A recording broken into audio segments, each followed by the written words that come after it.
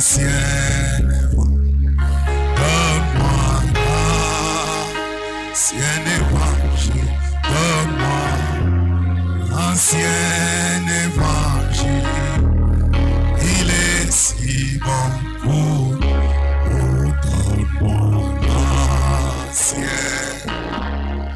Donne-moi l'ancien. Donne-moi.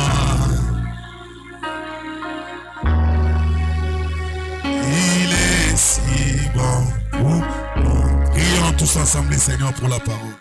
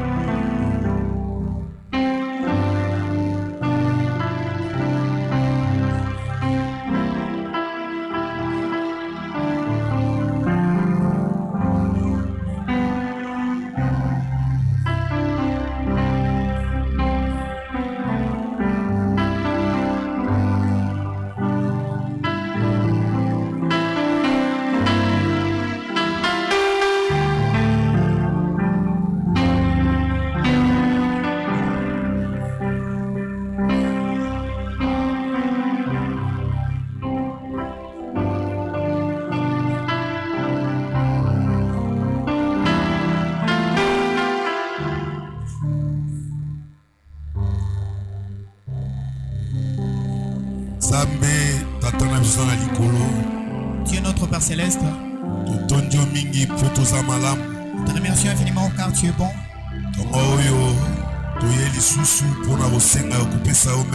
En ce moment, nous venons encore te remercier. Tu nous as protégés toute la nuit. Tu nous as réveillés ce matin. La force, tu nous as donné la force de venir à l'église.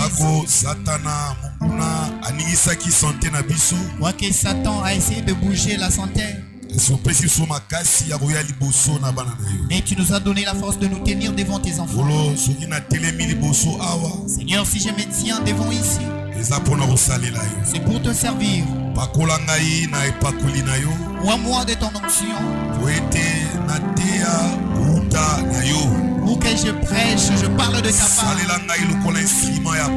Utilise-moi comme un simple instrument, afin que tu parles à ton fils et ta fille. Ils sont venus étant dans l'expectative, et en sorte qu'ils rentrent avec une grande chose venant de toi. Au nom de Jésus-Christ, nous venons de lire l'écriture. Brise cela pour nous. Et je te prie ainsi avec foi. Au nom du Seigneur Jésus-Christ. Amen. Amen. Veuillez vous asseoir, mes frères et sœurs. Alors, nous avons déjà commencé un sujet. Depuis le mercredi, sur les 3 ordonnances du Seigneur. On a commencé cet enseignement pour nous préparer pour le repas du Seigneur, pour la Sainte Seine. Le vendredi, on n'a pas parlé de ça parce qu'on devait recevoir un serviteur de Dieu, un ancien. C'était notre frère Léon Muninga. Il nous a prêché le mercredi, c'était formidable. Le vendredi, c'était formidable. Car Dieu nous avait béni richement par la parole de Dieu. Et aujourd'hui, je reprends cet enseignement sur le repas du Seigneur, plutôt sur les 3 ordonnances du Seigneur. Et nous allons aller avec jusqu'au 31, le jour même de la Sainte Seine. Alors je vous demande d'être attentifs. Nous venons de lire dans Marc chapitre 16, le verset 15, là il est écrit ceci. Puis il leur dit, allez par tout le monde et prêchez la bonne nouvelle à toute la création. Celui qui croira et qui sera baptisé sera sauvé. Mais celui qui ne croira pas sera condamné. Bien, mes frères et sœurs, nous parlons de 3 ordonnances du Seigneur. Je pouvais intituler cela le 3 ordonnances du roi. Mais j'ai préféré l'intituler comme ceci. Le 3 ordonnances du Seigneur. Le roi, c'est celui qu'on obéit. C'est celui qu'on craint. C'est celui qu'on respecte. Et le Seigneur, c'est le maître des terres. Le roi, c'est aussi un Seigneur. Et vous allez remarquer avec moi que le Seigneur Jésus-Christ, avant de partir au ciel, il n'a pas laissé de fête à l'église. Qui est d'accord avec moi? Le Seigneur n'a pas laissé de fête à l'église. Le Seigneur a laissé que ces 3 ordonnances. Il n'a pas donné de fête à l'église. Mais les fêtes, c'est à Israël qu'il a laissé le faire. Pas à l'église. Amen, amen. Amen. Le fait, c'est à Israël là-bas. Mais pour l'église, Dieu a laissé que 3 ordonnances. Ce sont les choses que le Seigneur Jésus-Christ nous a léguées. Israël, lui, avait quelques fêtes. Il avait le fête des trompettes. Et c'est ce que Dieu leur avait légué. Mais nous, le croyant du Nouveau Testament, on ne nous a pas légué des fêtes. On n'a pas laissé les fêtes à l'église du Nouveau Testament. Mais ce sont des dénominations qui fabriquent des fêtes. Ils se sont fabriqués eux-mêmes des fêtes. Des fêtes de Noël. Beaucoup de fêtes là-bas. Il y a d'autres qui disent qu'il y a 2 sacrements. Il y a d'autres qui disent 7 sacrements. Toutes ces choses-là, le Christ ne nous a pas laissé cela. Christ n'a pas laissé la fête de Noël. Mais remarquez aujourd'hui, dans tout le monde là, dans le monde religieux, c'est tout le monde qui entre dedans. Or, la fête là de Noël, c'est une fête païenne. Nous ne fêtons pas cela. C'est une fête païenne. Et le Seigneur ne nous a pas laissé de fêtes. C'est oui et amen. Ce que le Seigneur nous a laissé, c'est 3 ordonnances. Et ces 3 ordonnances sont: le premier, c'est le baptême au nom de Jésus-Christ. Ça, c'est la première ordonnance qui nous a légué. La deuxième ordonnance, c'est le baptême d'eau au nom de Jésus-Christ. Et la troisième ordonnance, c'est le lavage de pieds. C'est ce que le Seigneur nous a laissé. Il ne nous a pas laissé autre chose. Et ces 3 ordonnances-là, ce sont des ordres.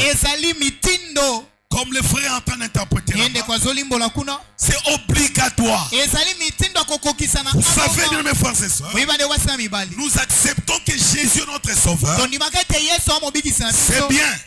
Nous devons aussi accepter que le sauveur là qui est Jésus-Christ, il est aussi notre Seigneur. En tant que Seigneur, il a des ordres à nous donner. Et nous, en tant que ses sujets, nous devons obligatoirement obéir à ses ordres. Si tu n'obéis pas aux ordres du Seigneur, tu n'es pas digne de lui. s'il dit dans sa parole que les femmes ne portaient pas de pantalons, la parole de Dieu c'est un ordre. En tant que femme, ne portez pas de pantalons. Si le Seigneur nous dit ne fais pas de beauté recherchée, ne cherchez pas aussi cela. Obéissez à la loi de votre Seigneur. Si la loi de Dieu, de notre Seigneur, nous interdit, vous les hommes, d'aller prendre d'autres femmes, alors que vous êtes déjà mariés, arrêtez avec ça. Si réellement Jésus-Christ est ton Seigneur, arrête de tricher ta femme. Est-ce que je peux entendre un amen? Si réellement le Seigneur Jésus-Christ est Seigneur pour toi, il a des ordres qu'il te donne. Et tu dois obéir à cela. Sinon tu n'es pas digne de lui. Et ces trois ordonnances, ce sont des ordres que tout chrétien doit faire. C'est oui et amen. Tu ne veux pas dire que non, moi je ne veux pas être baptisé au nom de Jésus-Christ. Si tu dis ça, c'est que Jésus n'est pas ton Seigneur. Le baptême d'eau est obligatoire. C'est oui et amen. Tu ne veux pas dire que moi je ne vais pas prendre vos saintes scènes là. Le repas du Seigneur là, moi je ne vais pas prendre. Moi, je mange déjà la parole. C'est bien de manger la parole, mais il y a un ordre que le Seigneur a donné. C'est le repas du Seigneur. La sainte scène là, vous devez prendre cela. Et il faut aussi se laver le pied. Donc ce sont des ordonnances. Si vous voulez lire cela, prenez la prédication, la communion. Prêchez le 12e mois 1965. Le 12 décembre 65. Au paragraphe 25. Et paragraphe 25. Et au paragraphe 29e. Et paragraphe 29. Frère Branham parle de ça là-bas. Il y a trois ordonnances que nous devons accomplir. Oh, tu vas dire, mes frères Thomas, que le voleur à la croix, il n'a pas été baptisé. Ça, c'était un cas isolé. C'est une circonstance isolée. On l'a prêché alors qu'il était à la croix déjà. Il n'y avait plus le temps de l'amener aux eaux de baptême. Et quand il a cru, directement il était sauvé.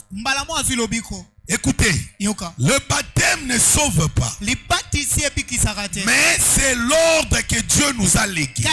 Nous devons le faire. Ce qui sauve, c'est le sang versé au calvaire. Quand vous croyez à l'œuvre que Christ a accomplie à Golgotha, vous êtes sauvés. Mais vous devez accepter d'aller aux eaux de baptême pour montrer aux hommes que j'ai cru à cette œuvre-là de Golgotha. Et pour obéir à l'ordre du Seigneur. C'est une ordonnance. C'est une ordonnance que nous devons respecter. Bien, mes frères et sœurs, comme je le disais, dans l'église dénominationnelle, ils ont fabriqué des sacrements. Ils ont fabriqué beaucoup de choses. Mais dans l'église du Dieu vivant, le Seigneur nous a laissé que ces trois ordonnances.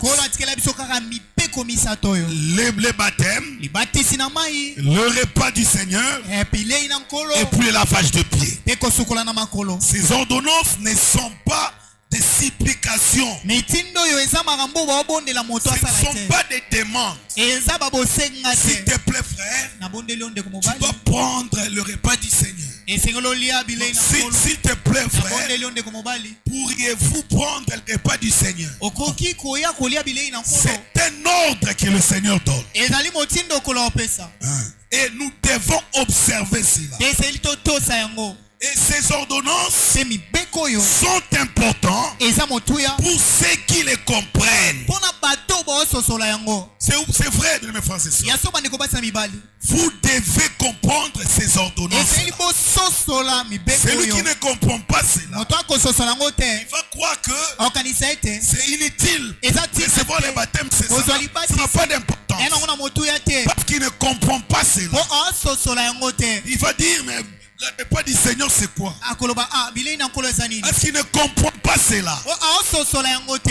Ces ordonnances sont tellement importantes pour ceux qui les comprennent. Vous devez comprendre pourquoi on s'est fait baptiser. Vous devez comprendre pourquoi on prend le repas du Seigneur. Vous devez comprendre pourquoi nous lavons les pieds.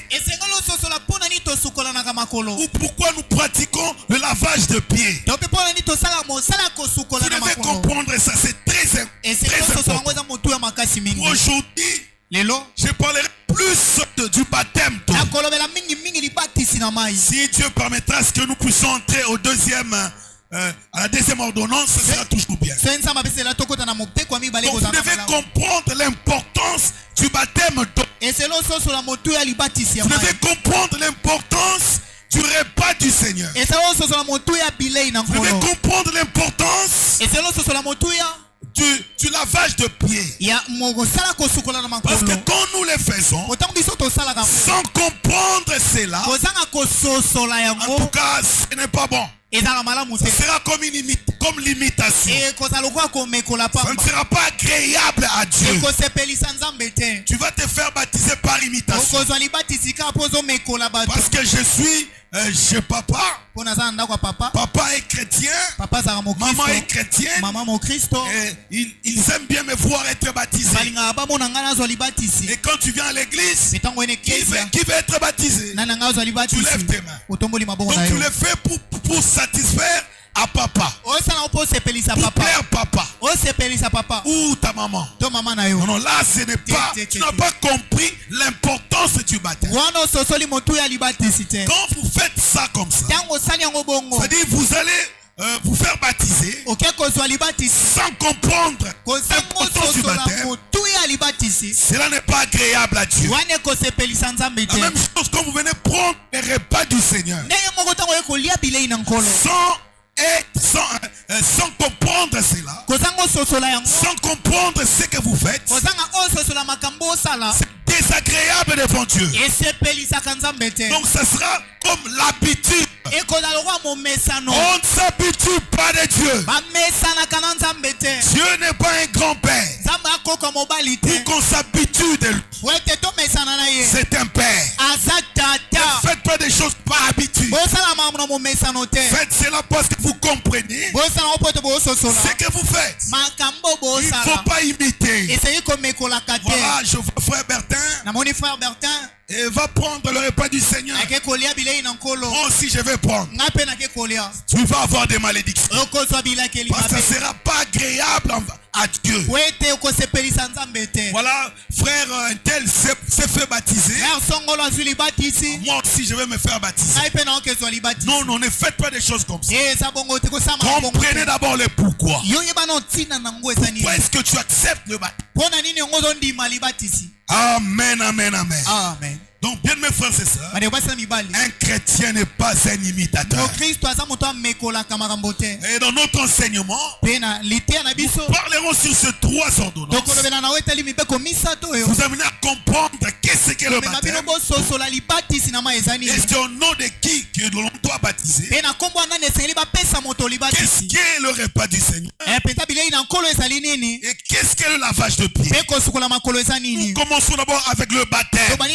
Écoutez ceci. Le baptême ne sauve pas, mais ça fait partie de l'œuvre de la rédemption. Ça ne sauve pas, mais ça fait partie de l'œuvre de la rédemption. Dieu peut te sceller du Saint-Esprit sans être baptisé. Mais comme le Saint-Esprit conduit toujours dans toute la vérité, le Saint-Esprit dans ton cœur te conduira à être baptisé au nom de Jésus. Est-ce que tu as compris cela? C'est oui et amen. C'est très important. À moins que tu sois tellement malade, tu présentes l'œuvre de la croix, tu crois à cette œuvre, mais il n'y a pas moyen qu'on t'amène au saut de baptême et tu meurs. Sache-le que tu es sauvé. Le baptême ne sauve pas. C'est la foi. Quand vous croyez à l'œuvre que Christ a accomplie à Golgotha, c'est alors que vous êtes sauvés. Amen. Et on baptise les gens sauvés. C'est ça, frère. On ne baptise pas de païens. On baptise les gens qui croient. Amen, amen. Qu'est-ce que le baptême? Le baptême, c'est un engagement d'une bonne conscience. Bien interprété là-bas. C'est lui qui veut se faire baptiser. Est conscient de ce qu'il veut faire. On ne peut pas baptiser un bébé parce qu'il n'a pas de conscience. Il ne comprend pas ce qui se passe. Mais remarquez, dans d'autres églises, on baptise même des bébés. Et ils ont un parrain là. On pose des questions à ces bébés-là. Est-ce que tu crois au Seigneur Jésus-Christ? Le bébé ne connaît pas parler. C'est le parrain qui accepte. Oui, je crois.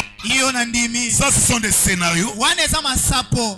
Des scénarios. C'est pourquoi il y a un cri qui retentit en ces temps. Sortez de ces églises-là.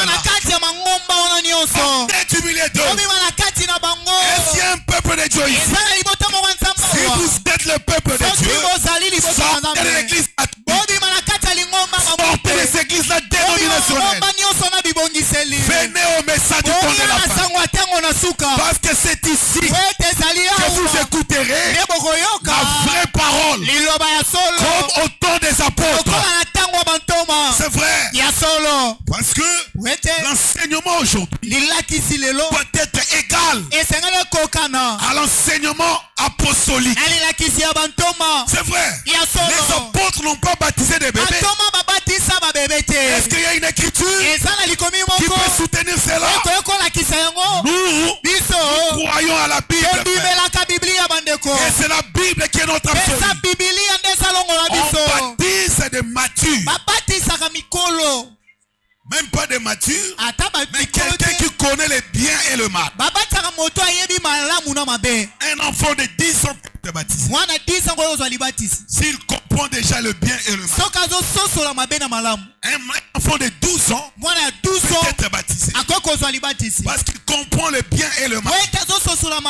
Mais un bébé, comme ma fille là que le frère Enoch apporte, vous allez le baptiser au nom de Jésus. Elle ne connaît rien. Écoutez ceci. Tous les bébés là, si le Seigneur revenait, ils seront enlevés. Je n'ai pas entendu amen. Ils seront enlevés. Parce que nous sommes dans la grâce. Amen. Les bébés qui meurent là, ils sont dans la 6e dimension. Ils auront la vie éternelle. Et c'est comme ça. Même ceux qui même si on avait engrossé une sœur ici, l'enfant qui naîtra d'elle, si le Seigneur revient, cet enfant sera enlevé. Cet enfant-là a la vie éternelle. C'est les parents qui ont péché, mais l'enfant n'a pas péché. Amen. Mais il y a d'autres personnes qui ne comprennent pas. Ils commencent à chasser même les enfants de l'église.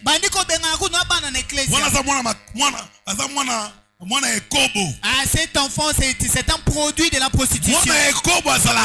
Il n'existe pas un enfant produit d'une prostitution. C'est son père et sa mère qui se sont prostitués. Mais moi, n'est pas adultère. Est-ce que je peux entendre un amen? On doit quand même grandir dans la foi. On ne soutient pas cette histoire-là de sainter les filles ici, on ne fait pas ça. On ne soutient pas. Quand ça arrive, l'enfant là n'a rien fait. Il n'a rien fait. Si on amenait cette pour que je prie pour lui, je vais prier pour lui. Jésus a dit quoi? Laissez les petits enfants venir. Car le royaume des cieux est pour ceux qui les ressemblent. C'est dans l'Ancien Testament qu'on pouvait chasser des enfants bâtards de l'église. Mais ici, on ne chasse pas. Parce que nous sommes sous le sang de Jésus. Que notre Dieu soit loué. On ne soutient pas les péchés. Mais ce que j'ai dit, c'est la vérité. Gloire soit rendue à Dieu. Parce qu'il nous a amené à comprendre ces choses. Donc, on ne baptise pas des bébés. On baptise des gens qui ont la conscience. Parce que le baptême d'eau est un engagement d'une bonne conscience. Donc, qui doit être baptisé. C'est lui qui écoute et croit à l'évangile. C'est celui-là qu'on amène aux eaux de baptême. C'est lui qui écoute la parole et qui croit à cette parole-là. Il écoute l'évangile, il croit à l'évangile. C'est celui-là qu'on amène aux eaux de baptême. On n'amène pas de pécheurs. Une personne qui n'a pas cru à l'évangile, vous l'amenez là-bas pour le baptiser. Non, frère. Sinon, vous allez baptiser un pécheur sec. Et quand il sort de l'eau, c'est un pécheur mouillé. Et rien ne va changer dans sa vie. Parce qu'il n'a jamais cru. Il n'a jamais cru à l'évangile. On doit baptiser celui qui écoute et qui croit à l'évangile.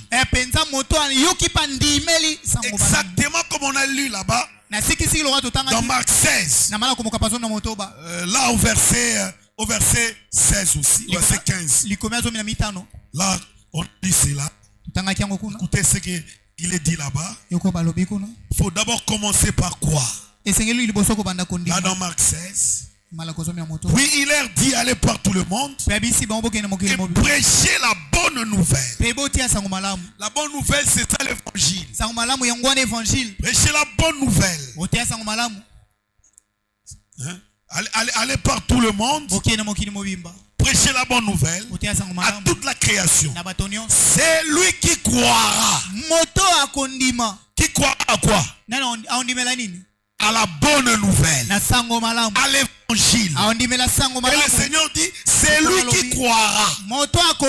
Après avoir cru, qu'est-ce qui se passe? Et qui sera baptisé sera sauvé. Donc avant de vous amener aux eaux de baptême, vous devez croire à l'évangile. Et qu'est-ce que l'évangile? Est-ce que quelqu'un peut m'entendre ici? Qu'est-ce que l'évangile? L'évangile, ce n'est pas prêcher les gens frère Franck. Non. Ni prêcher les gens frère Branham. Non, non. L'évangile, ce n'est pas l'histoire de la vie de Branham. L'évangile, ce n'est pas l'histoire de la vie de Branham, de Franck. Qu'est-ce que l'évangile? C'est présenter aux gens que Dieu s'était fait un homme. Il a porté un corps. Il a vécu avec les hommes. Il a accepté de monter à la croix.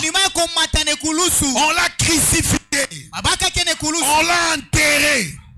Et il était ressuscité. Et il nous a promis qu'il reviendra. Donc c'est présenter aux gens Jésus-Christ. C'est ça l'évangile. Dire aux gens que Jésus est mort pour vous, pour votre péché. Jésus a pris ta place. Amen, amen. Toi qui devais être jeté dans le feu. Mais Jésus a pris ta place. Toi qui devais être condamné.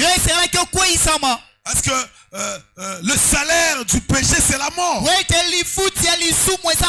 Christ a pris ta place. Il a accepté de mourir à la croix pour toi. Il s'est fait mortel pour que toi tu sois éternel. J'ai pas entendu un amen. Christ s'était fait mortel pour que toi tu sois éternel et tu reçoives la vie éternelle. C'est ça l'évangile. C'est ça, frère. Et quand vous croyez à ça, vous avez la vie éternelle. Le message, c'est pour les gens qui sont sauvés. Les gens qui ont la vie éternelle. C'est pour les gens qui ont le salut. Le message n'est pas pour le pécheur. Non. Tu dois d'abord être sauvé et tu écouteras le message pour comprendre cela. Si tu n'es pas né de nouveau, tu ne vas jamais comprendre les choses. Jamais. Tu ne comprendras jamais la semence du serpent. C'est pourquoi tout doit commencer à Golgotha. Branham a prêché une prédication. Tournez les regards vers Golgotha. C'est là qu'il y a notre salut. Amen, amen. Quand vous croyez à cette œuvre-là, c'est ça l'évangile. Et on peut t'amener aux eaux de baptême. Lisons rapidement Matthieu 28. Il faut toujours croire à l'évangile avant d'être baptisé. Oui, oui. Il faut commencer par croire à la parole. L'évangile. Écoutez ce que Matthieu 28 dit. Je disais Matthieu 28, 18 à 20. Je vais maintenant lire rapidement pour que je ne puisse pas vous prendre beaucoup de temps. Matthieu chapitre 28, je disais le verset 18 à 20. Écoutez ce que l'Écriture dit. Allez, faites de toutes les nations des disciples. Comment on va faire de toutes les nations les disciples? C'est en prêchant l'évangile. Amen. En prêchant l'évangile. Allez, faites de toutes les nations. Non, je commence à 18 d'abord. Jésus s'étant approché, leur parla ainsi. Tout pouvoir m'a été donné dans les ciels et sur la terre. Allez, faites de toutes les nations des disciples, les baptisant au nom du Père, du Fils et du Saint-Esprit, et enseignez-leur à observer tout ce que je vous ai prescrit. Et voici, je suis avec vous tous les jours jusqu'à la fin du monde. D'abord, vous apportez l'évangile. Et quand ils vont croire à l'évangile, vous allez les amener aux eaux de baptême. Vous allez les baptiser au nom du Père, Fils et Saint-Esprit. Les O là, c'est au singulier. On n'a pas parlé de plusieurs noms.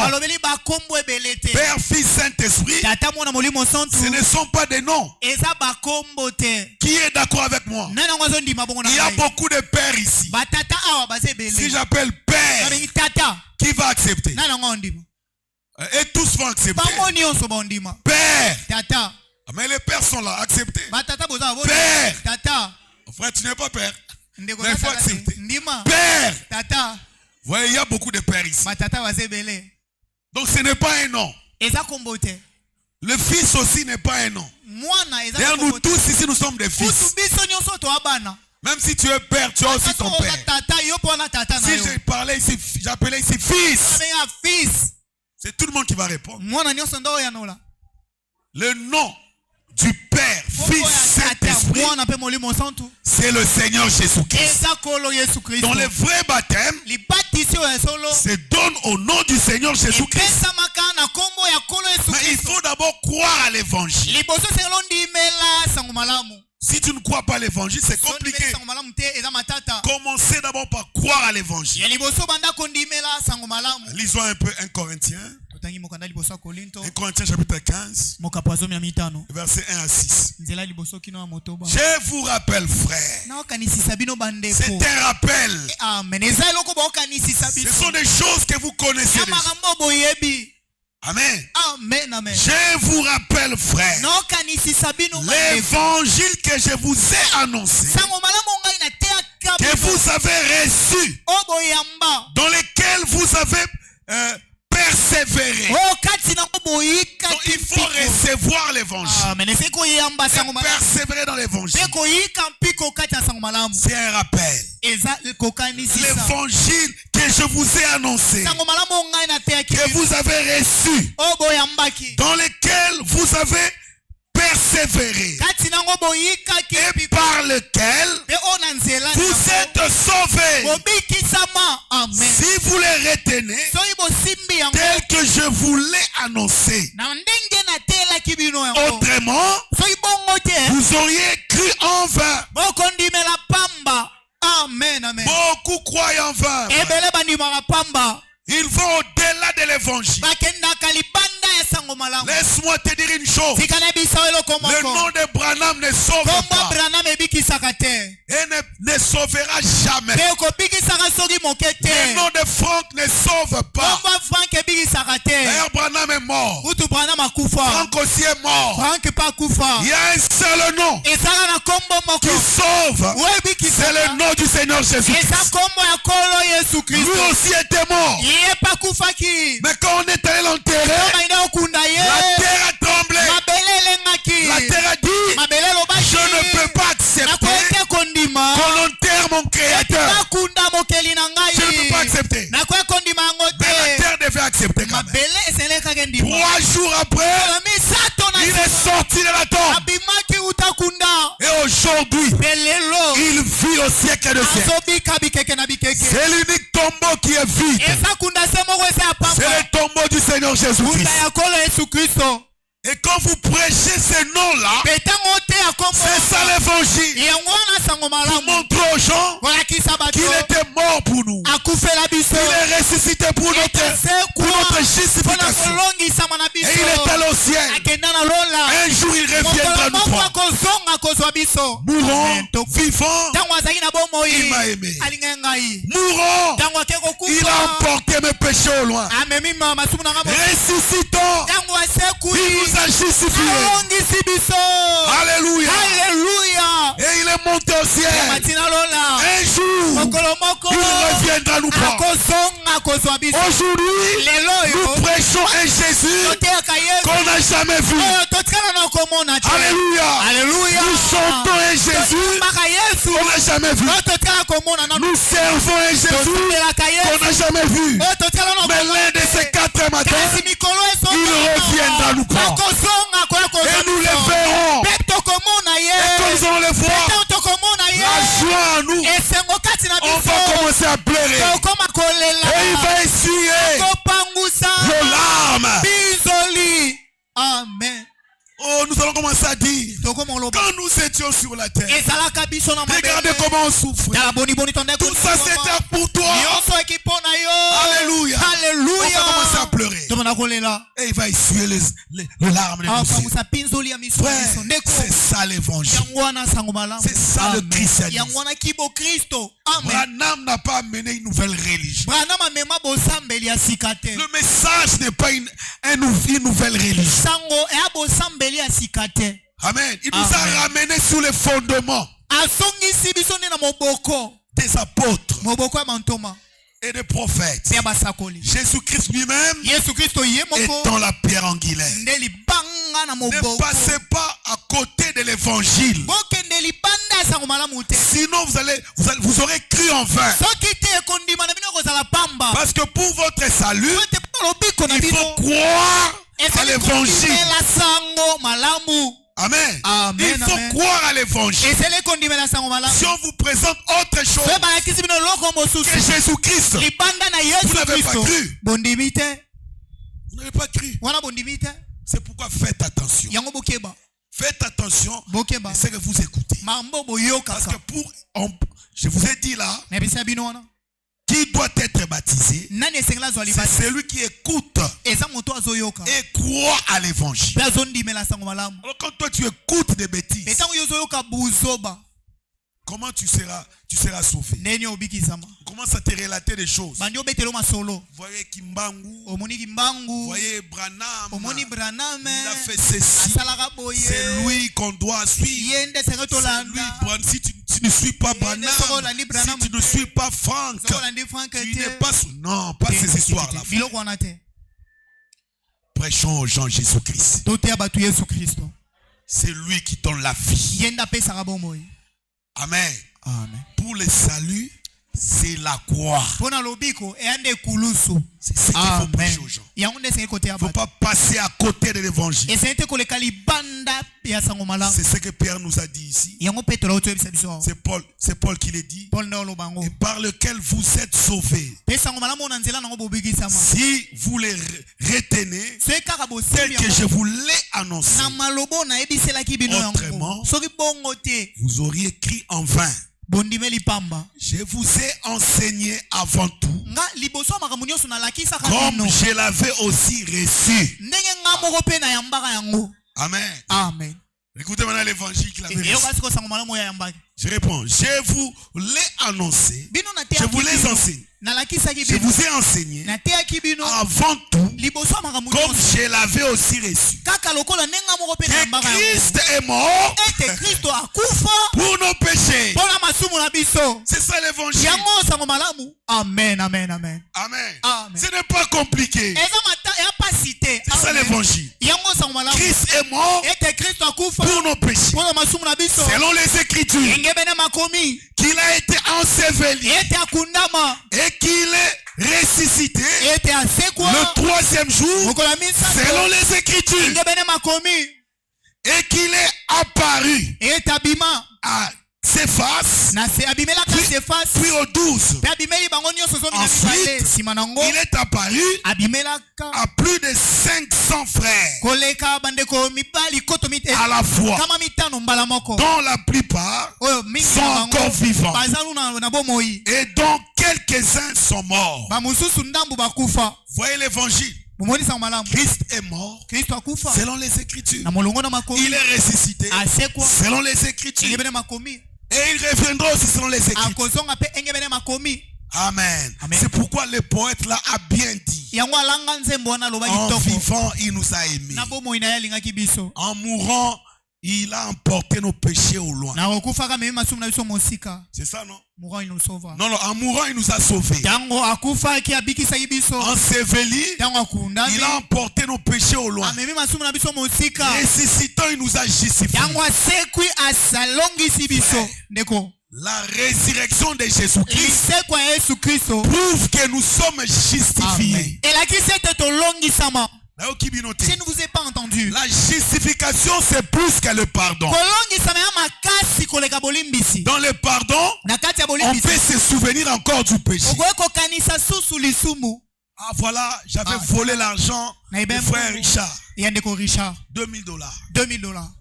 Et la parole m'a touché. Je suis rentré là, frère. J'avais volé ton argent. C'est $2000 que tu cherchais là, c'était moi. $2000. Frère, pourquoi tu m'as fait ça? Pardonne-moi, frère. Ok, il me pardonne. Mais remarquez, chaque fois qu'il va me voir, ça reviendra sur ses paroles. Frère Waïba a dit $2000. Et ce frère m'avait volé $2000. Mais je l'avais pardonné. Mais il pense toujours à ça. Ça, c'est le pardon. Il pense toujours à ça. Mais la justification, c'est quoi? C'est-à-dire que il a oublié ce que tu avais fait. Il te pardonne. Il efface ce péché-là. Il nous prend tes péchés. Il les jette dans la mer de l'oubli. C'est ça la justification. Maintenant, en ressuscitant, Christ nous a justifiés. Qui va nous accuser à ce qui concerne le péché? À moins que tu ne crois pas à l'œuvre de Golgotha. Moi, je crois à ma justification. Vous le croyez aussi? Et il nous a pardonné. Il a effacé nos péchés. Et l'ordonnance qui nous condamnait, il a effacé cela. Il a effacé. Il a déchiré. Il a jeté dans la mer d'où. Vous savez ce qui se passe chez les juges là-bas. Quand vous allez au tribunal pour être jugé et que on vous juge, à la fin, on peut dire ça va, tu as remporté le procès, tu peux partir. Mais les dossiers là, on va le prendre pour le classer quelque part. On garde ça quelque part. C'est pour dire que ça peut encore rebondir. Amen. L'autre là peut aller t'accuser au plus grande instance là, à la Cour suprême. Et on va revenir sur ces mêmes dossiers. Mais quand Christ nous a pardonné, il a pris ces dossiers là, il a effacé tout ce qu'il y avait là dedans. Toutes les accusations du diable, il a effacé cela. Et il a déchiré. Il a jeté dans la mer d'oubli. Il n'a pas classé nos péchés, mais il a effacé cela. Il a déchiré et il a jeté dans la mer de l'oubli. C'est pourquoi l'évangile s'est présenté aux gens Jésus-Christ. Et quand tu crois en lui, tu es sauvé. Vous voyez bien mes frères et sœurs, c'est ça l'évangile. Ce sont des choses que vous connaissez. Et on peut encore lire là-bas dans Ésaïe. Il faut commencer par croire avant d'être baptisé. C'est pourquoi Ésaïe dit ici, qui a cru à ce qu'on a annoncé? Ésaïe, je prends Ésaïe 53e s'il vous plaît. Ésaïe 53. C'est une écriture que j'aime beaucoup. Ésaïe 53e. Ésaïe 53. Qui a cru à ce qui nous était annoncé? Vous voyez, il faut d'abord croire à l'évangile. Qui a cru? Qui a reconnu le bras de l'Éternel? Vous allez continuer là-bas. Donc il faut croire à l'évangile avant d'être baptisé. On ne baptise pas n'importe qui. On baptise une personne qui a écouté l'évangile et qui a cru à l'évangile. Et c'est celui-là qu'on va amener au saut des baptêmes. Vous remarquez que souvent quand nous baptisons une personne, 2 jours après il n'est plus avec nous. Ce sont des gens qui viennent seulement par enthousiasme. Surtout dans les campagnes d'évangélisation. Vous prêchez comme ça. Vous priez pour les malades, ils sont guéris. L'enthousiasme, ça amène beaucoup de gens. Vous les amenez au saut des baptêmes.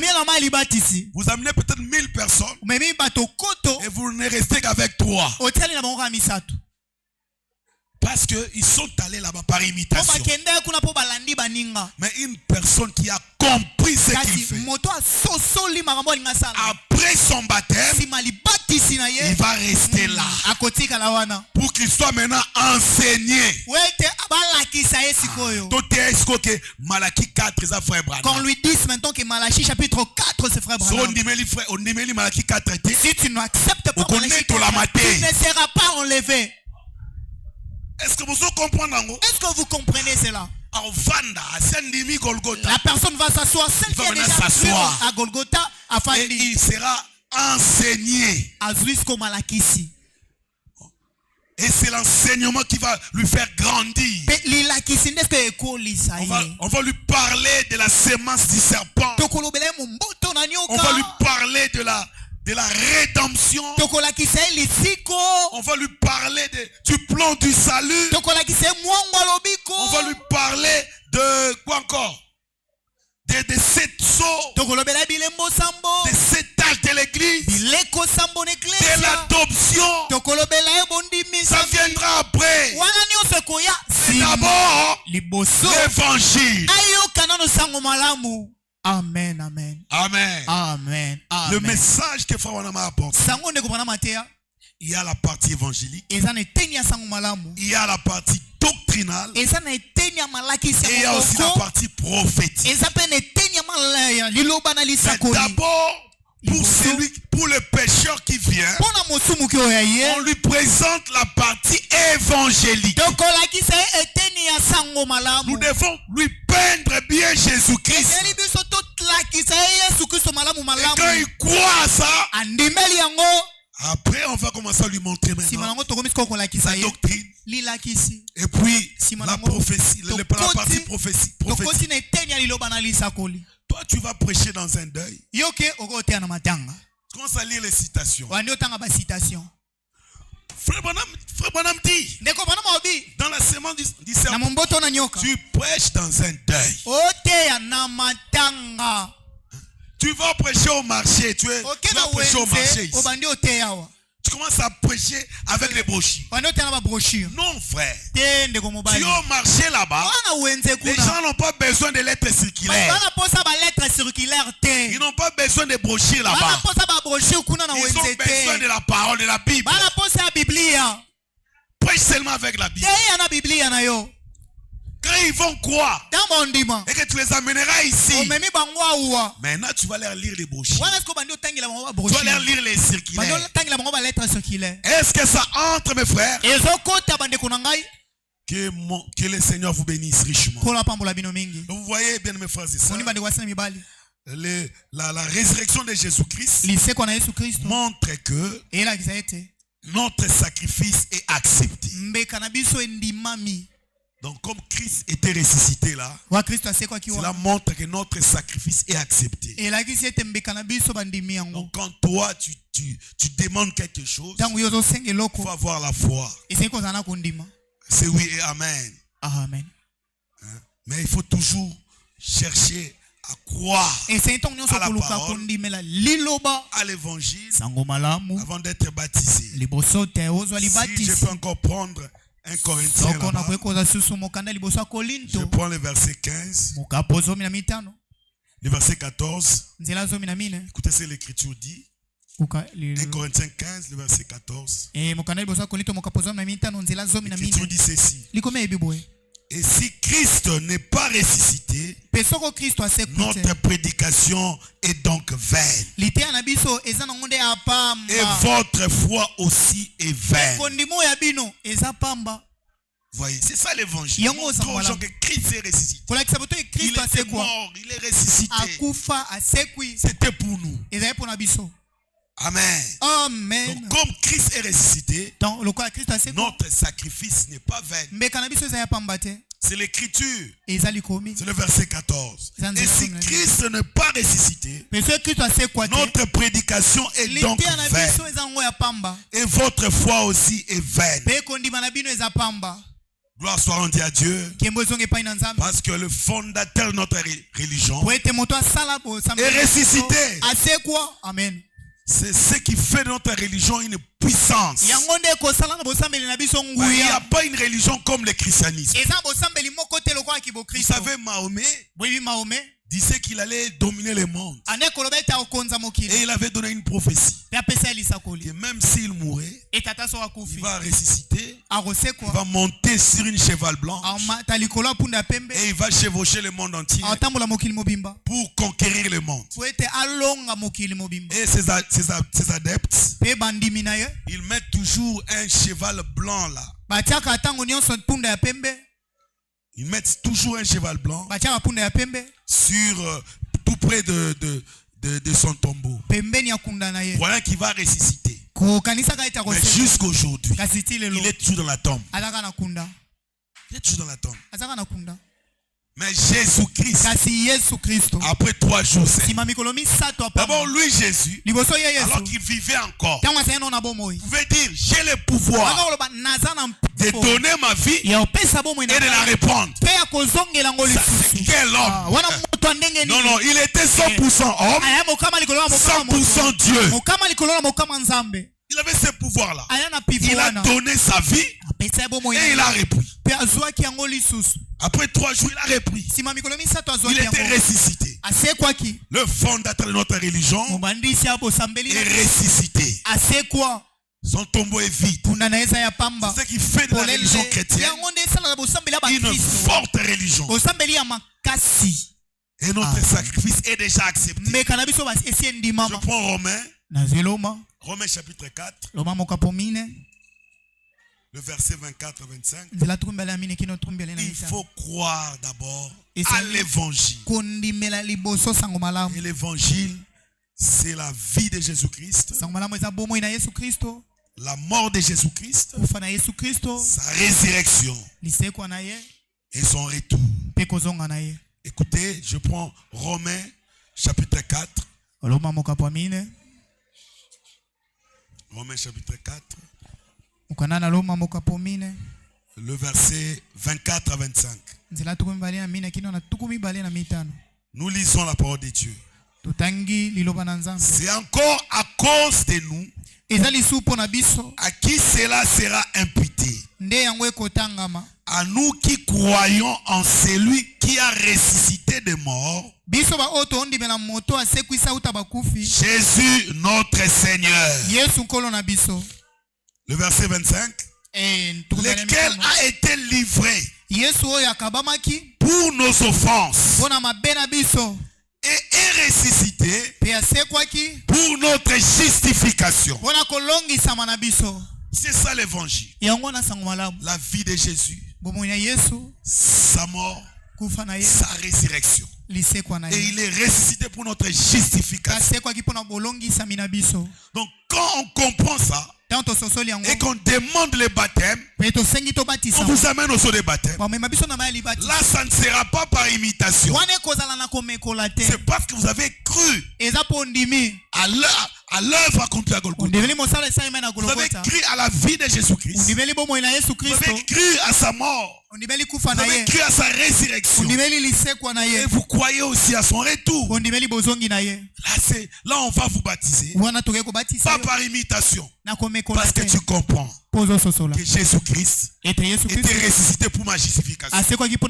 Il était mort pour mes offenses. Est-ce que je peux entendre un amen, mes frères? Je prends Romains chapitre 4, le verset 3 à 11. Le verset 3 à 11. J'ai lu au nom de Jésus-Christ. Romains chapitre 4, le verset 3. Écoutez. Car, dit l'Écriture, Abraham crut à Dieu et cela lui fit imputer à justice. Or, à celui qui fait une œuvre, le salaire est imputé non comme une grâce, mais comme une chose due. Et à celui qui ne fait point d'œuvre, mais qui croit en celui qui justifie l'impie, sa foi lui est imputée à justice.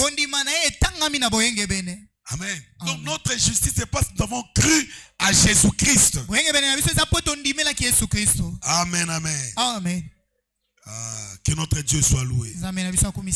Et je réponds le verset 5. Et à celui qui ne fait point d'œuvre, mais qui croit en celui qui justifie.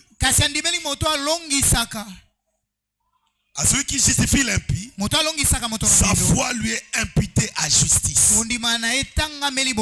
Ici, Paul veut nous montrer que nous ne sommes pas sauvés par nos œuvres, mais nous sommes sauvés en croyant à l'œuvre du juste. Connaissez-vous les justes? C'est qui? C'est Jésus-Christ. Donc ce que toi tu fais là comme bonne œuvre, ce n'est pas ce qui te sauve. Voyez la beauté du christianisme. Nous ne sommes pas sauvés par nos œuvres. Mais chez les musulmans là-bas, il faut faire beaucoup d'œuvres pour être sauvé. Or c'est faux, frère. Mais dans le christianisme, nous sommes sauvés par la grâce. C'est par la grâce de Dieu. Nous croyons à l'œuvre du juste. Et c'est l'œuvre du juste qui purifie l'impie. Et l'impie, c'est nous. C'est ce que Paul veut nous enseigner. Et à celui qui ne fait point d'œuvre, mais qui croit en celui qui justifie l'impie, sa foi lui est imputée à justice. De même, David exprime le bonheur de l'homme à qui Dieu impute la justice sans les œuvres. Heureux ceux dont les iniquités sont pardonnées. Vous n'êtes pas heureux parce que vos péchés sont pardonnés, à moins que vous ne soyez pas avec moi. Ça c'est l'écriture. Heureux ceux dont les iniquités sont pardonnées et dont les péchés sont couverts. Heureux l'homme à qui le Seigneur n'impute pas son péché. Ce bonheur n'est-il que pour les circoncis? Ou est-il également pour les incirconcis? Car nous disons que la foi fut imputée à justice à Abraham. Comment donc lui fut-elle imputée? Était-ce après ou avant sa circoncision? Il n'était pas encore circoncis. Il était incirconcis. Et il crut. Et il reçut les signes de la circoncision comme sceau de la justice qu'il avait obtenu par la foi quand il était incirconcis, afin d'être le père de tous les incirconcis qui croient, pour que la justice leur fût aussi imputée. Vous voyez que ce n'est pas le baptême qui sauve, c'est la foi à celui qui justifie, à celui qui sauve. C'est qui sauve? C'est Jésus-Christ. Abraham, il est encore incirconcis.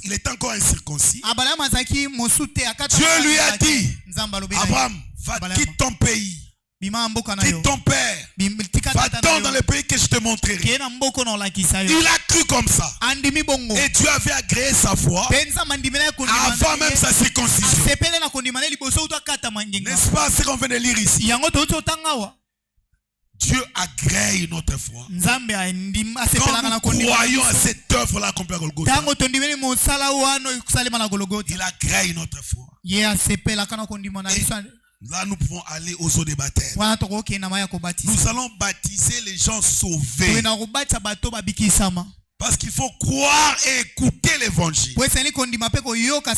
C'est pourquoi dans Actes chapitre 2, là c'est clair. Actes chapitre 2, laissez-moi prendre les versets 37 à 38. Actes chapitre 2, le verset 37 à 38. Nous sommes là. Actes chapitre 2, le verset 37 à 38. Nous lisons la parole de Dieu. Je peux commencer. Bon, je peux commencer au verset. Non, je commence d'abord là. Écoutez. Après avoir entendu ce discours, c'était la prédication de Pierre. Amen. Amen. C'était Pierre qui était en train de prêcher. Après avoir entendu ces discours, ils eurent les cœurs vivement touchés. Et il dit à Pierre et aux autres apôtres, hommes frères, que ferons-nous? Donc ils ont écouté la prédication de Pierre. Juste quand ils sortaient de la Pentecôte. De la Pentecôte, voilà. Pierre a commencé à prêcher. Et ces gens ici étaient touchés. Au-dessus là-bas, on montre la prédication de Pierre. Permettez-moi de monter un peu. Je commence au verset 30 là-bas. Écoutez comment Pierre a prêché. Le verset 30 là-bas, il dit, comme il était prophétisé, comme il était prophète, et qu'il savait que Dieu lui avait promis avec serment de faire asseoir un de ses descendants sur son trône. Lokola azaki mosakoli pa ebaki ete nzamba alakaki na kolapaka nda ye ta kofandisa moko kasa bakitani na ye likolo na ngwende na ye. Le verset 31. C'est la résurrection du Christ qu'il a prévu et annoncé en disant qu'il ne serait pas abandonné dans les séjours des morts et que sa chair ne verrait pas la corruption. Ça, c'était la prédication de la croix. Maintenant, le verset 32e. Pierre maintenant prend la prophétie là et leur montre l'accomplissement. Il dit, c'est Jésus. C'est Jésus que Dieu a ressuscité. Nous en sommes témoins. Amen. Élevé par la droite de Dieu, il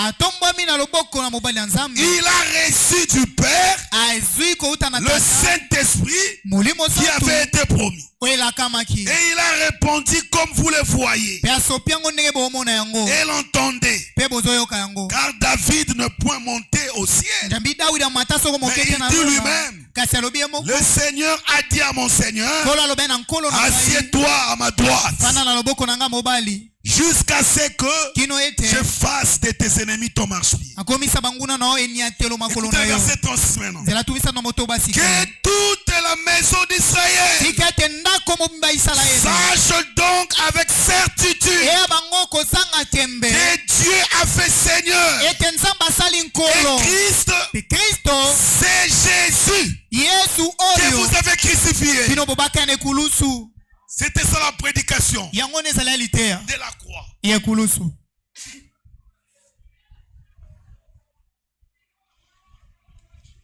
Excusez-moi.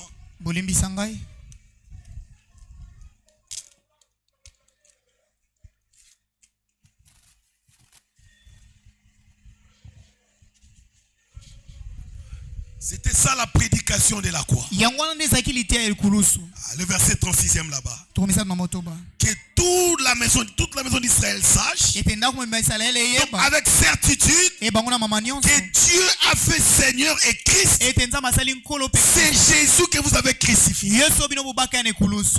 C'était ça. Pierre a présenté Golgotha à tous ces gens-là. Maintenant, ils étaient touchés. C'est ça, le verset 37. Après avoir entendu ce discours, c'est-à-dire l'évangile, ils eurent les cœurs vivement touchés. Et dirent à Pierre et aux apôtres, hommes frères, que ferons-nous? Pierre leur dit, répentez-vous et que chacun de vous soit baptisé au nom de Jésus-Christ pour le pardon de vos péchés et vous recevrez le don du Saint-Esprit. Donc avant d'être baptisé, il faut d'abord écouter l'évangile, croire à l'évangile. Amen. Et quand vous croyez, vous vous répentez et puis on vous amène aux eaux des baptêmes. C'est comme ça qu'il faut comprendre les choses. Et une personne pareille, quand on les baptise, il comprend au moins qu'est-ce qu'est le baptême. Est-ce que vous comprenez qu'est-ce qu'est le baptême? Vous les comprenez, mes frères et sœurs? Ce n'est pas des choses à imiter. Tu dois d'abord écouter la parole et comprendre la parole, l'évangile là. Et c'est après que tu vas te repentir et on t'amènera aux eaux des baptêmes. Avant tout, l'évangile est proclamé. Avant le baptême, il faut que le croyant, pas le païen, le croyant, parce qu'il a déjà cru à la parole, il a cru à l'évangile. Donc, je voulais te dire là, avant tout, c'est d'abord l'évangile. L'évangile est proclamé. Avant le baptême, il faut que le croyant puisse se repentir. Et c'est la prédication de la foi qui produit la repentance. La repentance va de pair avec la conversion. La repentance, ça va de pair avec la conversion. C'est-à-dire, la repentance, c'est pourquoi la repentance, parce que ça va de pair avec la conversion. Si je prends Acte 3, le verset 19. Acte 3, le verset 19. Acte 3, le verset 19. Écoutez l'écriture. Répentez-vous donc et convertissez-vous pour que vos péchés soient effacés. Donc ça marche toujours de pair. D'abord, répentez-vous donc et convertissez-vous. Que vos péchés soient effacés. On ne baptise pas une personne qui n'a pas cru et qui ne s'est même pas repenti. On va directement le baptiser. C'est pourquoi d'autres baptêmes dénominationnels, vraiment les gens vont aux eaux des baptêmes sans comprendre ce qu'ils font. C'est pourquoi quand vous arrivez dans le message, il serait mieux de vous faire rebaptiser. Il serait mieux. Je ne dis pas que tu dois te rebaptiser. Il serait mieux. Parce qu'ici, on vous présente bien l'évangile. On vous enseigne bien sur le baptême. Tu comprends ça, tu vas aux eaux des baptêmes. Parce qu'après le baptême, une vie doit suivre. Et ça doit être une bonne vie. Toi, avant le baptême, tu étais impoli envers tes parents. Tu es un homme insolent, une femme insolente. Mais après le baptême, tu es toujours insolente. Ou tu es toujours méchant. C'est que rien ne s'est fait. On a baptisé un pécheur sec. Et il est sorti de l'eau pécheur mouillé. Parce que le baptême, donc une vie sainte doit suivre le baptême. Parce qu'on baptise une personne convertie, une personne qui se répand. La conversion, c'est quoi? La conversion, c'est un changement de direction. On dit que tu marchais comme ça.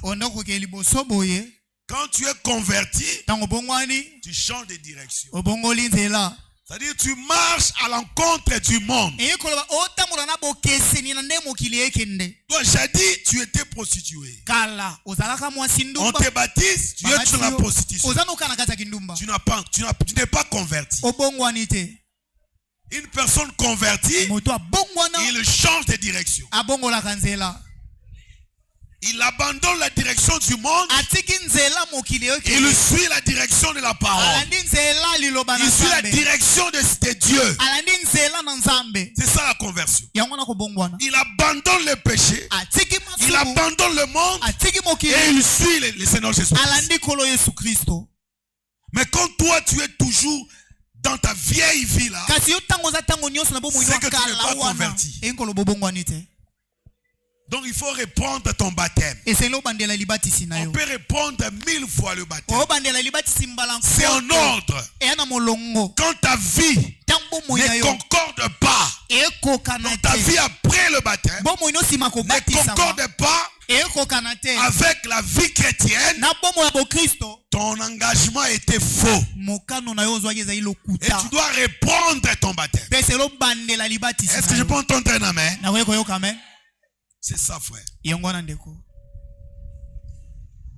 Parce qu'il ne faut pas blaguer avec l'œuvre de Dieu. Bientôt le Seigneur revient. Travaillez pour votre salut avec crainte et tremblement. Si tu remarques que ta vie est mauvaise, alors que tu étais déjà baptisé, demande qu'on puisse te rebaptiser. C'est en ordre avec la parole. Je prends encore Luc 3. La repentance, je disais, va de pair avec la conversion. Je lis dans Luc chapitre 3, le verset 7. Luc 3, le verset 7.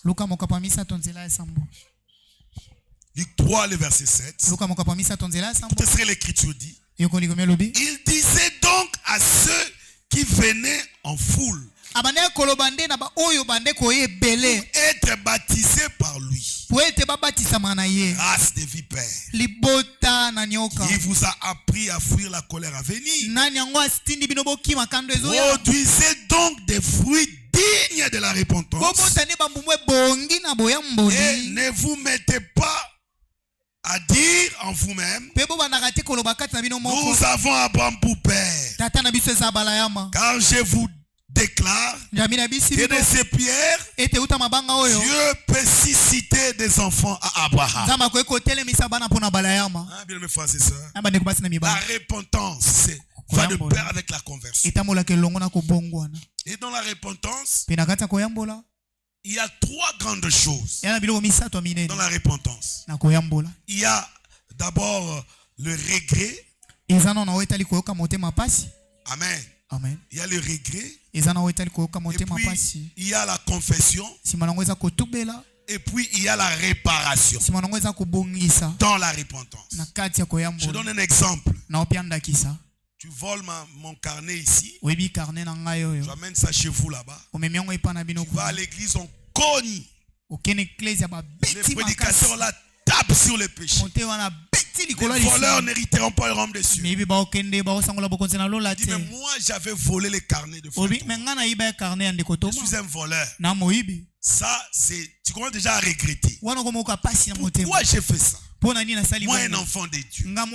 Comment j'ai fait ça? Seigneur, pardonne-moi. Là, tu es en train de regretter. Et après, tu vas te mettre à confesser. Alors que j'ai volé. Seigneur, pardonne-moi. Pardonne-moi. J'ai volé le carnet de frère.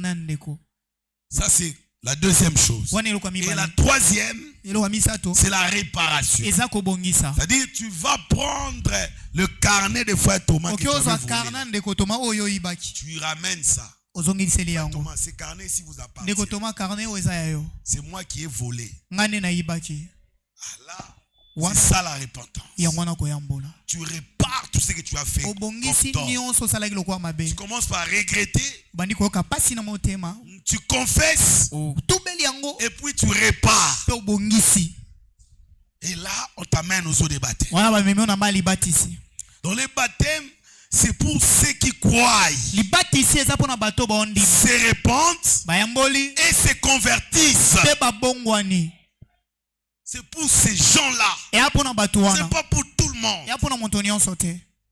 Les baptêmes, c'est pour les gens qui se répandent. C'est pour les... D'abord, c'est pour les gens qui croient. Qui croient à quoi? Qui peut répondre à ça? Pour les gens qui croient à quoi? Pardon? À l'évangile. Même la parole, c'est tout. À l'évangile. Ils croient d'abord à l'évangile. Et après avoir cru, ils se répandent et se convertissent. Ce sont des gens pareils qu'on va amener maintenant aux eaux des baptêmes. Je te baptise au nom de Jésus-Christ. Parce qu'il a cru à la parole. Il a cru à l'évangile. Il s'est repenti et il est converti. Ça m'étonne ici. Frère, j'aimerais un peu que vous puissiez me suivre. Mes sœurs, suivez-moi un peu. Remarquez, dans les temps, quand tu crois à la parole et qu'on va te baptiser, quelle sainteté emmenée?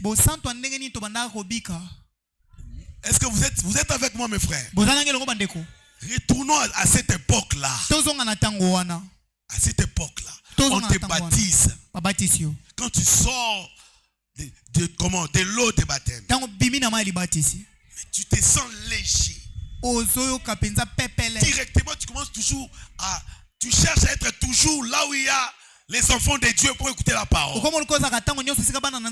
deviens assidu au tabernacle pour écouter la parole. C'était comme ça dans les temps, n'est-ce pas? N'est-ce pas, mes frères et sœurs? Mais aujourd'hui, vous baptisez une personne, 2 jours après il fuit l'église. Il ne vient pas écouter la parole. Frère, nous baptisons des inconvertis. Oui, oui. Comment toi on vient de te baptiser aujourd'hui, demain tu fuis l'église? On te voit là passer devant ici. Tu ne veux pas venir, tu ne veux pas entrer pour écouter la parole. La parole te dérange. Ça, c'est les gens qu'on vient de baptiser il n'y a pas longtemps qui font ça. Mais des fois, même les gens qu'on a baptisés il y a longtemps, il est des fois même interprète ici. Il est des fois conducteur de chants ici. Il y a réunion de prière ici. Il reste à la maison en train de dormir. Je ne sais pas quelle sorte de chrétiens sommes-nous aujourd'hui.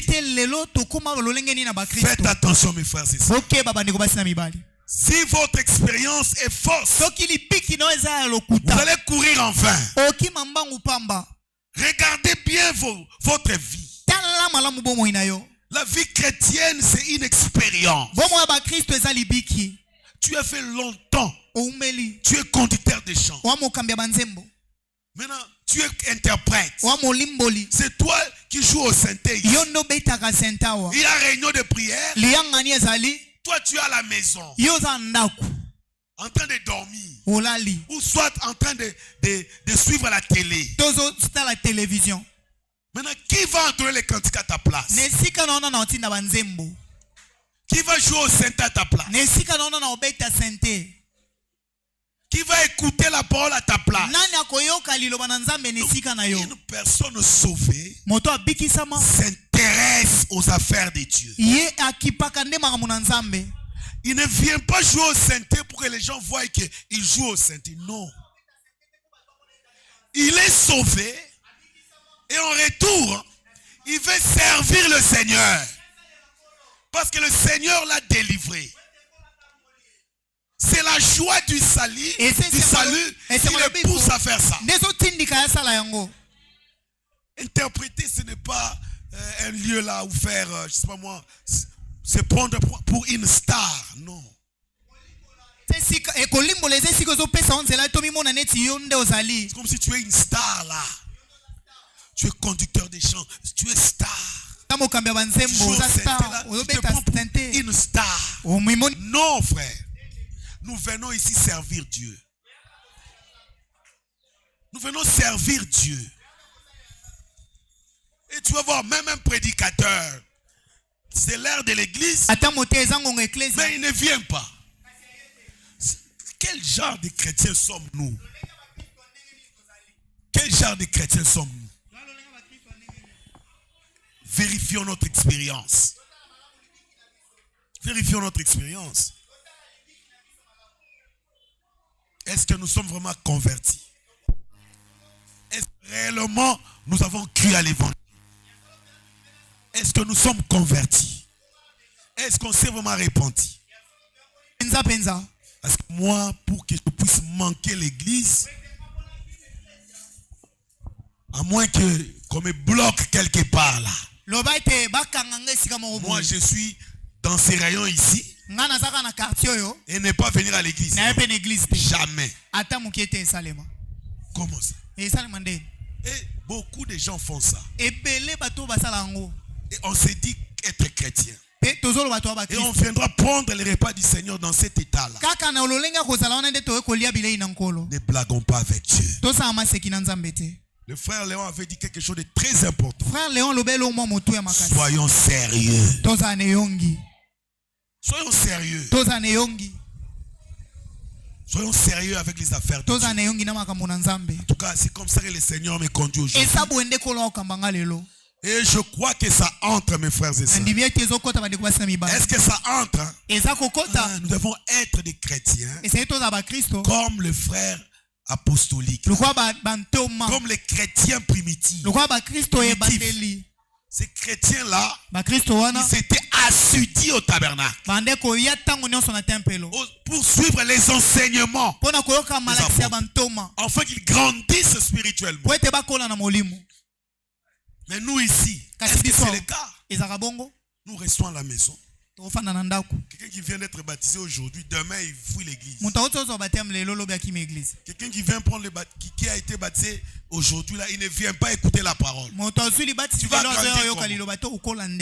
vas voir, il n'a même pas la Bible. À la maison, il ne lit pas la Bible. Il ne lit même pas une citation. On prépare les cultes à la maison.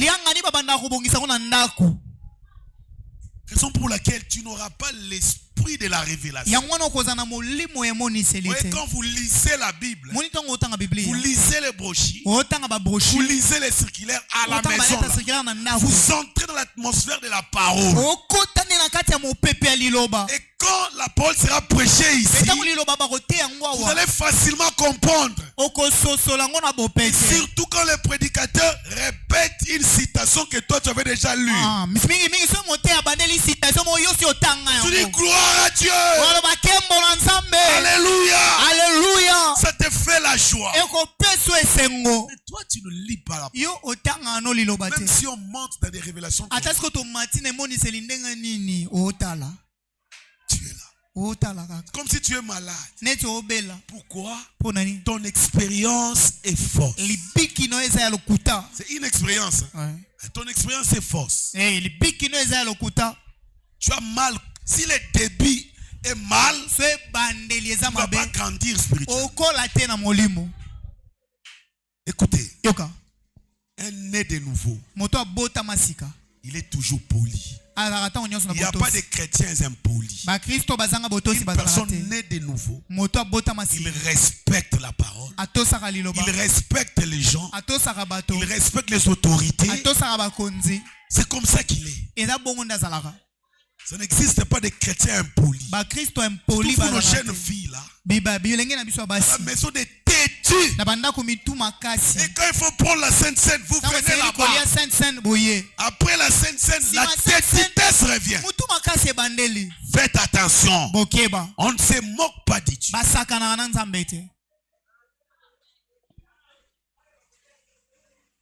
Si réellement tu es né de nouveau, d'abord on va voir ça. Tu vas aimer la parole. Tu vas aimer Dieu. Tu aimeras les choses de Dieu. Ce qui va t'intéresser, c'est les affaires du Père. Comment tu vas rester à la maison. Comment? Alors que la parole est en train d'être prêchée ici. Et tu dis que je suis né de nouveau. Non, mes frères et sœurs. Les baptêmes, c'est pour ceux qui croient, se répandent et se convertissent. N'oubliez pas, la simple définition de la conversion, c'est changer de direction. Non, je suis converti, mais tu marches au même pas avec le monde. Ce que Fali fait, toi aussi tu le fais. Je ne vais pas citer les noms des gens, excusez-moi. Ce que les mondains font, toi aussi tu le fais. Les mondains portent des bas fesses. Toi aussi tu le fais. Tu dis que tu es converti. Non, tu marches au même pas avec eux.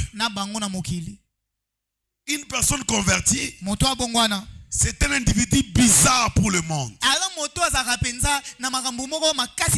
le monde dit ça, lui dit non. C'est ça. Avec les convertis. Une femme convertie est différente de toutes les autres femmes. Ah, mais après le travail, tu rentres directement à la maison. Comment ça? Pendant que les autres vont faire des aventures, elle rentre chez elle. Son mari n'a même pas le droit de chercher à contrôler. Non. Dieu a déjà travaillé dans son cœur. Il n'a même pas à dire non. Non. Il n'a même pas le temps de faire ça. Parce que sa femme est convertie. Et la conversion, c'est Dieu dans l'homme. La vie de Dieu dans l'homme. C'est ça la nouvelle naissance. Ce n'est pas encore le scellement du Saint-Esprit. La conversion seulement. Ça te fait différent aux autres. Si tu es militaire, tu es différent des autres militaires. Tu es élève, tu es différent des autres élèves. C'est vrai. Parce que tu es chrétien. Est-ce que je peux entendre un amen? Que notre Dieu soit loué. Bien mes frères et sœurs, lisons un peu cette écriture des Actes. On baptise les gens qui croient, qui se répandent et qui se convertissent. Et actuellement, on commence à baptiser seulement comme ça. On ne connaît pas le cœur des gens. Quand quelqu'un vient là, on les baptise. Mais après, nous observons ce que tu vas manifester comme vie. Après, avant le baptême soula. Après le baptême soula. Non, ton expérience est fausse. Avant le baptême, tu as des messages d'un copain là. Chéri. Menteur. Quel chéri? Quel chéri? Tu as un copain là avant les mariages, avant les baptêmes. Et après le baptême, tu continues avec ces copains là. Je te dis que ton baptême là est faux. Ton expérience est fausse. Il faut reprendre cette expérience. On baptise le converti. C'est lui qui croit à l'évangile et qui se répand. Les nés de nouveau. Ce sont ces gens-là qui nous baptisent. On doit baptiser. Il a cru. La sémence de Dieu est déjà en lui. La vie de Dieu. Et la vie de Dieu en toi va produire que les bons fruits de Dieu. Chaque sémence produira selon son espèce. Chaque sémence produira selon son espèce. Maintenant, toi, tu produis quel genre de fruits?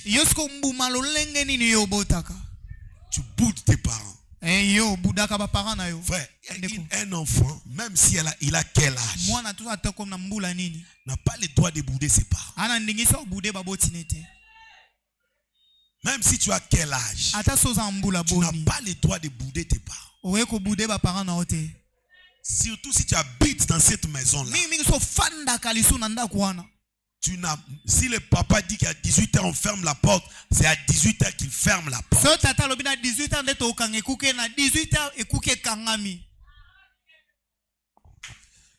Parce que l'impolitesse c'est un mauvais démon. Ça dérange beaucoup. Tu vois, même à l'église ici, c'est la vie que vous avez dans vos maisons que vous amenez ici. Et ici, il y a la parole pour vous corriger. Quand tu vois quelqu'un bouder souvent les diacres, c'est la vie, c'est sa vie à la maison. Et tu vas voir, il laisse les diacres, il vient même bouder les bergers. C'est une honte. Une personne qui appelle le berger pour commencer à tonner sur les bergers. Une personne pareille n'est pas née de nouveau. Vous êtes là, vous savez ce que vous faites. Tu n'es pas né de nouveau. Parce que la nouvelle naissance te donnera la politesse. Tu appelles le berger. Tu veux que le berger puisse critiquer un autre frère avec toi. Je trouve que ça, là-bas, c'est comme ça. Non. Moi, je ne suis pas un critiqueur. Je suis un chrétien. Quand tu viens comme ça, je vais te ramener sur les rails. Et si tu es un enfant de Dieu, tu comprendras que tu as commis tort. Si tu ne comprends pas, tu vas te fâcher. Et sache que la colère n'est pas un fruit de l'esprit. La colère n'est pas un fruit de l'esprit. La colère, c'est pour les païens et pour les mais ça arrive aussi que nous, les chrétiens, nous puissions nous fâcher. Mais que le soleil ne couche pas. Pendant que nous gardons toujours la colère. Lorsque le soleil se couche et que tu gardes ta colère, ça devient un péché. La colère peut t'arriver, tu t'énerves. En tant que chrétien, tu vas te ressaisir. Il ne faut pas que le soleil couche. Toi, tu as toujours cette colère. Tu vas dormir avec la colère. Là, tu commences à méditer maintenant le mal. Ça, c'est être rancunier. Un chrétien n'est pas rancunier. Avec des rancunes, ne viens pas prendre le repas du Seigneur. Écoutez ce que l'Écriture dit ici. Je dis Acte 26, le verset 20.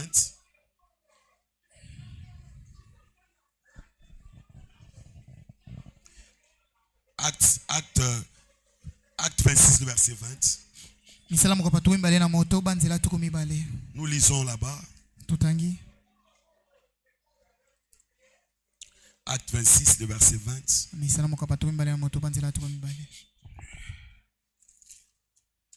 Écoutez ce que l'Écriture dit. Nous lisons. La Bible dit ceci. À ceux de Damas d'abord, puis à Jérusalem, dans toute la Judée et chez les païens. J'ai prêché la repentance et la conversion à Dieu avec la pratique d'œuvres dignes de la repentance. Donc la repentance a des œuvres dignes de ça. Amen. Amen. Et ce sont des bonnes œuvres. Pour prêcher la repentance, la conversion et les œuvres dignes de l'évangile. Une personne qui se répand, on sait voir aussi sa vie. Il a une bonne vie. Il ne cherchera plus à retourner sur ce qu'il a vomi. Là, c'est la nature des chiens. Un chien il vomit quelque chose. Il va y faire des tours. Et il revient encore, il mange ce qu'il avait vomi. C'est ça la nature du chien. Et cette nature-là, Dieu n'aime pas ça. C'est pourquoi il n'y aura pas cette nature-là dans le ciel. Même dans l'éternité, il n'y aura pas cette nature-là. La nature des chiens, c'est dans l'enfer. Tu étais dans le monde. Tu crois à la parole. Après un certain temps, c'est que tu avais vomi là-bas. Tu avais arrêté avec l'alcool.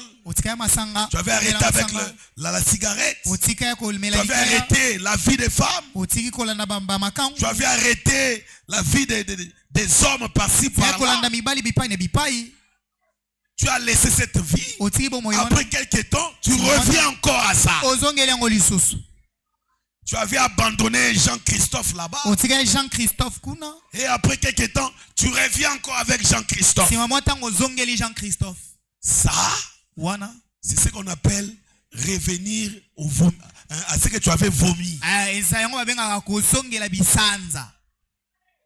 C'est une mauvaise nature. Un chrétien, quand il abandonne le monde, c'est fini. Il regarde à Golgotha. Il regarde à Golgotha. Cela ne veut pas dire que tu ne seras pas tenté. Le chemin chrétien, c'est un chemin difficile. Un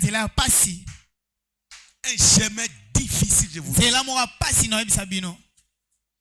Et sur ces chemins, il y a des tentations. Il y a des épreuves. Mais notre Dieu ne nous laisse jamais seuls. Il avait déjà promis en disant: je ne vous abandonnerai point. Je ne vous délaisserai point. Je serai avec vous jusqu'à la consommation du temps. C'est pourquoi nous chantons: sur le chemin va son Père. Si tu arrivais de tomber, Jésus est là. Il est là pour te relever et te dire: mon fils, ma fille, ne reste pas tombé.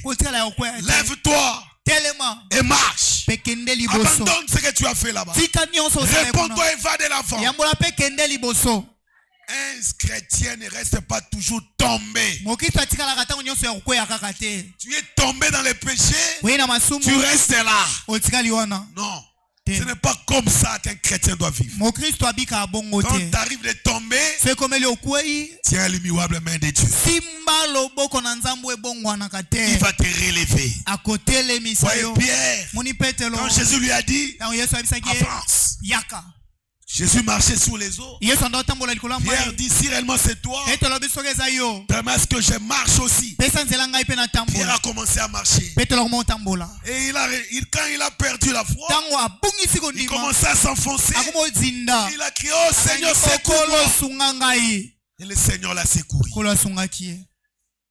Quand tu constates que tu tombes, crie au Seigneur. Mobembo bangate Yesu azali liboso na yo. Yesu ye musikoli bila ye katina kondima pe soko kwena nzela. Tala Yesu mokonzi na yo azali na likolo pe ako bondela pona yo. C'est comme ça.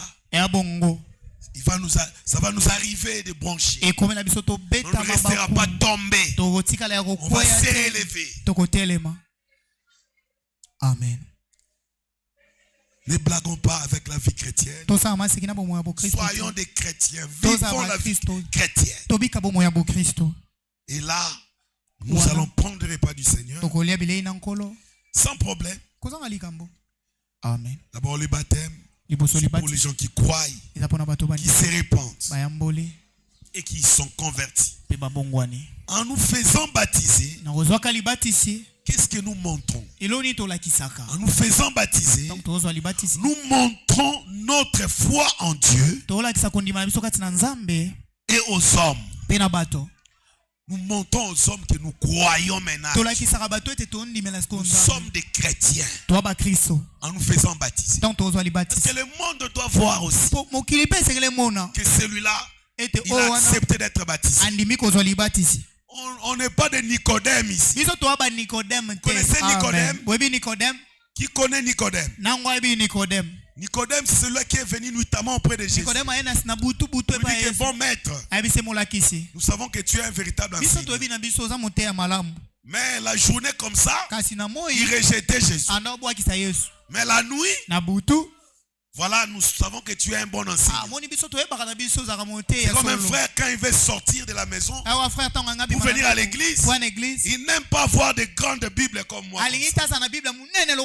Parce que s'il tient la Bible comme ça, on va dire qu'il est chrétien. Il s'est converti. Il a seulement des petites Bibles là. Il met dans la poche et il vient à l'église. Avant d'entrer à l'église là, il regarde s'il voit il y a des gens qui les regardent. Et puis il entre rapidement. Ça c'est se moquer de Dieu. Le salut c'est pour toi. Dieu n'a pas besoin de... C'est toi. Le salut c'est pour toi. Il faut travailler pour ton salut avec crainte et tremblement. N'aie pas honte de ce que tu es. Il faut que tout le monde sache que tu es chrétien. Vous savez, il y a une technique que moi je faisais. Quand j'arrive quelque part, je dois montrer mon identité. Quand tu montres ton identité, les gens vont aussi te protéger quand tu seras faible. Vous comprenez? Tu as compris ça? Amen. Ça veut dire que tu montres ton identité. Moi je suis chrétien. Je suis un véritable chrétien. Et vous êtes très loin là-bas dans des missions là. Et quand le diable veut te tenter, et toi tu commences à tomber aussi, ces gens vont te dire Nayope. Et toi aussi. Nayope mon Christ. Et toi chrétien aussi. Tu vas te réveiller directement. Et tu dis non, moi je ne peux pas faire ça. Frère, il faut montrer votre identité. Au travail là-bas, les gens doivent savoir que tu es chrétien. S'ils doivent voler ou détourner, ils vont t'écarter du circuit. Parce qu'ils savent que si tu es là, tu vas déranger les choses. Que notre Dieu soit loué. Donc, en nous faisant baptiser, nous montrons notre foi à Dieu et aux hommes. Si je peux prendre 1 Pierre 4, 1 à 3. Je crois que je vais arrêter ici.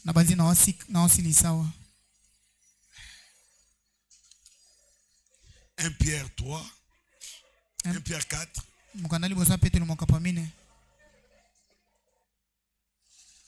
1 Pierre 4, le verset 1er jusqu'à 3. Je lis la parole de Dieu.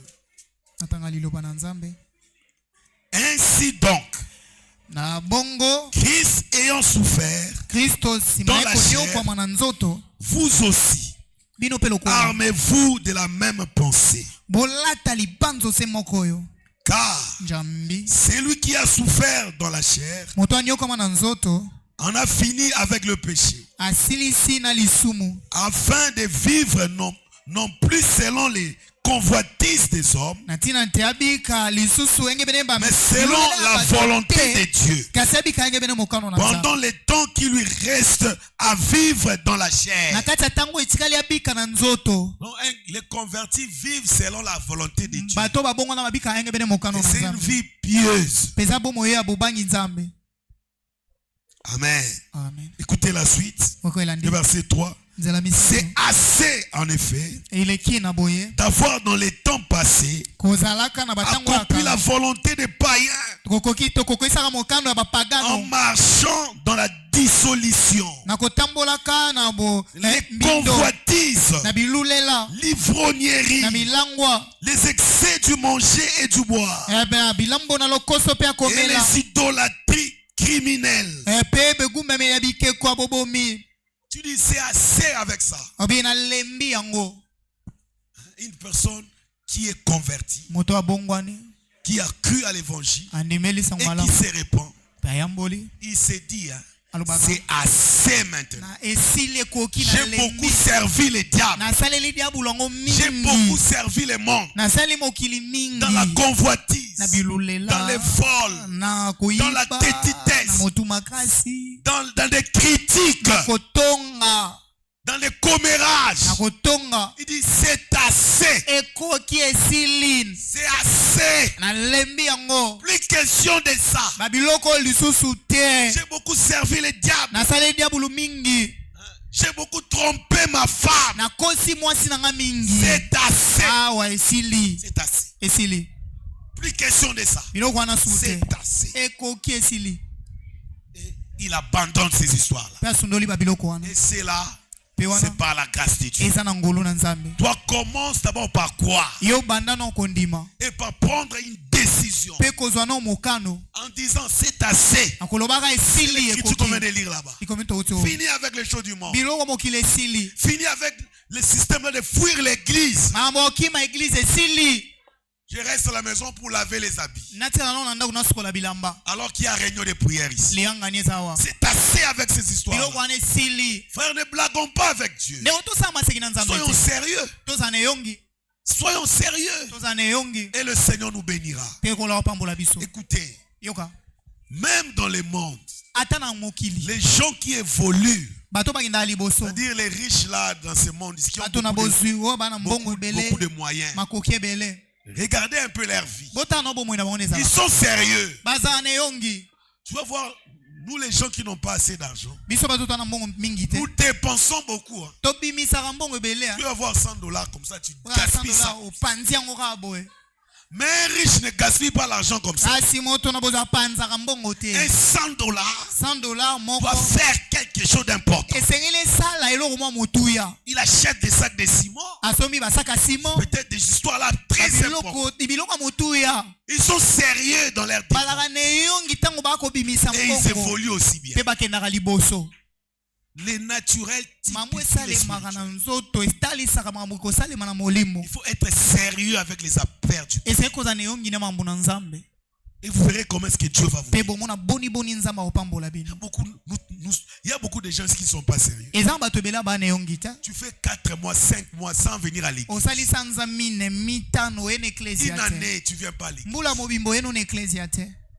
Tu n'es pas sérieux. Maintenant, tu te nourris de quoi?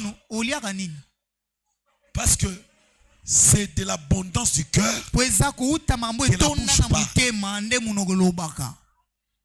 Si l'intérieur est régénéré, la vie de l'intérieur influencera la vie de l'extérieur. Maintenant, quand toi, l'intérieur n'est pas bien nourri, même Jésus a la parole dit, je souhaite que vous prospérez à tous égards, comme prospère l'état de vos âmes. Maintenant, toi, ton âme n'est pas nourrie par la parole. Tu vas prospérer comment? Une année sans venir à l'église, 4 mois, une semaine, non. Un jour seulement, ton cœur ne doit pas être tranquille. Parce que l'âme est nourrie de la parole. La vie là de Dieu qui est en toi là, c'est nourri de la parole. Ça doit t'inquiéter. Tu dois même chercher à être dans le groupe de l'église où on envoie des prédications. En fait, tu commences à écouter les prédications là. Mais toi, tu ne fais même pas ça. Quelque chose ne marche pas. Et répentez-vous pour ça. Le Seigneur n'aime pas la mort d'un pécheur. Le Seigneur veut voir le pécheur se repentir et vivre. Quand nous prêchons comme ça, ce n'est pas pour vous condamner, mais c'est pour vous amener à la repentance. Parce que la repentance calme la colère de Dieu. C'est la repentance qui calme la colère de Dieu. Que notre Dieu soit loué. Après la repentance, les croyants donnent sa vie à Dieu et abandonnent la vie des péchés en disant c'est assez. C'est assez. Hier j'étais fumeur. Hier j'étais voleur. Mais c'est assez. Plus question de faire ces histoires. J'arrête avec ça. Et le Seigneur viendra sceller ta décision. Mais toi, tu es encore dans ces choses-là. Jusqu'à présent, tu trompes encore ta femme. Tu trouves que c'est bon. Mais c'est que tu n'as pas encore la vie de Dieu. C'est ton habitude. Si quelque chose commence dans ta vie, tu vas dire c'est assez. Tu viendras me chercher au bureau. Frère Thomas, prie pour moi. Ces démons ici me tourmentent trop. C'est assez. Tu es avec nous ici, mais tu as des copains quelque part là-bas. Tu as même une relation avec un païen. Et tu es en train de t'apprêter comment faire pour l'amener ici. Et faire les baptisez-les-moi. Baptisez-les-moi. Comme ça on va se marier. Mais moi je ne vois pas. Mais Dieu voit tout. Est-ce que tu peux tromper Dieu? Vous savez, il y a un œil qui te voit. Tout ce que tu fais dans les cachettes là, il y a un œil qui te voit. Même quand tu fouilles l'église par méchanceté, Dieu sait que c'est par méchanceté. Tu viens pas à l'église. Toi, tu dois jouer au synthé. Tu dois battre les tam-tams. Tu dois entonner les chansons. Tu dois interpréter. Il faut que tu joues à la guitare. Tu ne viens pas par méchanceté. Dieu sait. Et Dieu n'est pas d'accord avec toi. Et mets ta vie en ordre. Et viens prendre la Sainte Seine. Ne viens pas dans cet état-là. Non. Que le Seigneur vous bénisse pour ce soir. Levez-vous, nous allons prier. J'ai longtemps erré sans guide.